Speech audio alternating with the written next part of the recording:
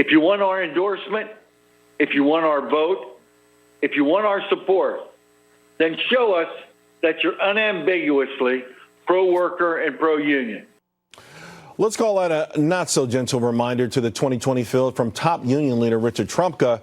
He also reminded union members that President Trump was able to flip a lot of union votes back in 2016. So how big a deal is getting the union vote in 2020? Well, let's ask Turning Point's USA Rob Smith, Axios reporter Steph Kite, and Democratic strategist Kevin Chavez. Let me start with you, Kevin. It's interesting because that Obama voter who flipped for President Trump often was also a union voter as well. Right, it was. And Donald Trump did make inroads, unfortunately, for Democrats 4 years ago or in 2016.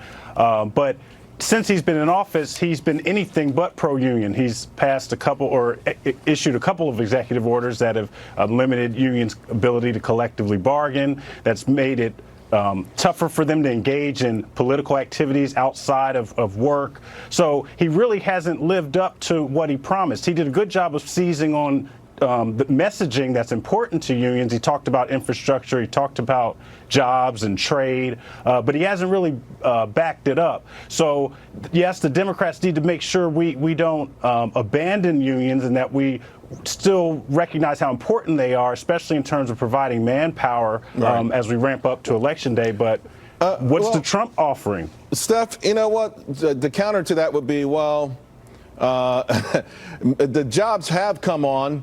Blue-collar wages are growing at the fastest pace than they've grown in about 13 or 14 years. And that there's a USMCA that was specifically crafted to help the union worker that Democrats have not voted on. Steph?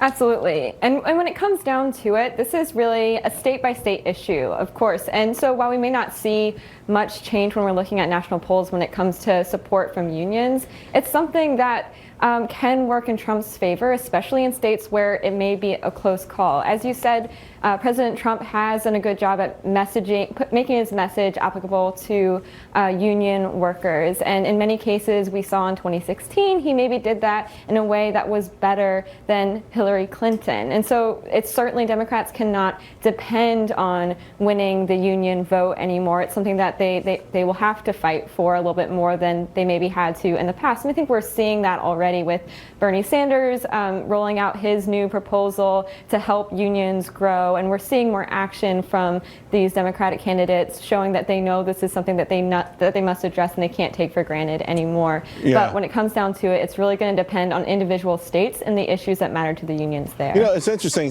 Rob, that Steph brought that up because Bernie just sort of had to retool his message because he was losing some union support in these polls. And you got to wonder about the Democratic presidential candidates because I haven't seen any of them really specifically going for the union vote. I've seen them talking about, climate change and all these other things that seem like social issues. I'm not sure that the typical union workers focused on those.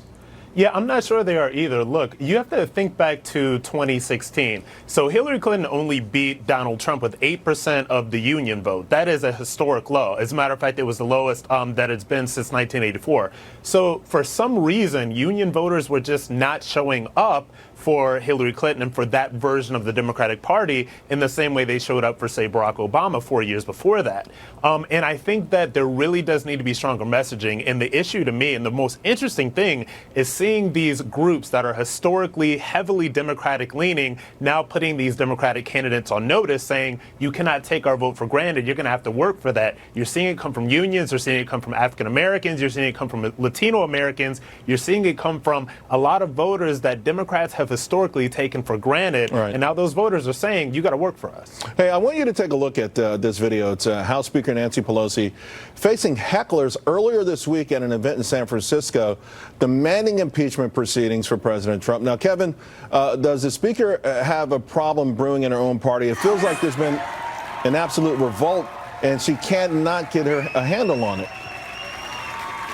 There's no question that the support for impeachment has gone up, and even among leaders in the Democratic Congress, in the House. Ben Ray Lujan came out in support of impeachment recently, and now more than 50% of the Democrats in the House say they support an impeachment or at least impeachment inquiry. We know that individuals on the far left wing of the party support impeachment. So, look, people want to see this president held accountable, and I still think Pelosi's approach is probably correct going into a presidential race and more congressional races. We don't want to alienate those in swing districts, but the momentum is rising. There's no question about that. Steph, of course, if you go down this path and you fall flat on your face, it could be a huge political defeat as well, particularly after all of the hearings. I mean, we don't hear collusion anymore. We don't hear obstruction anymore.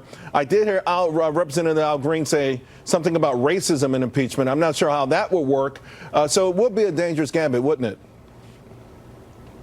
Yeah, and we've seen even in the height of the collusion cries and the height of the Russian investigation, Nancy Pelosi has always been slow to approach impeachment. And that's a lot due to the fact that Democrats are divided over that issue. Of course, there is a loud, outspoken group of Democrats who believe that the president should be impeached. But it's a politically risky move. And we are going into 2020, and there are members of Congress, senators who are running and would have to answer to an impeachment call. And so for many reasons, Nancy Pelosi seems to be staying back from moving towards impeachment. She's been around D.C. She knows about what she's doing on this particular issue for sure. Thank you all very much.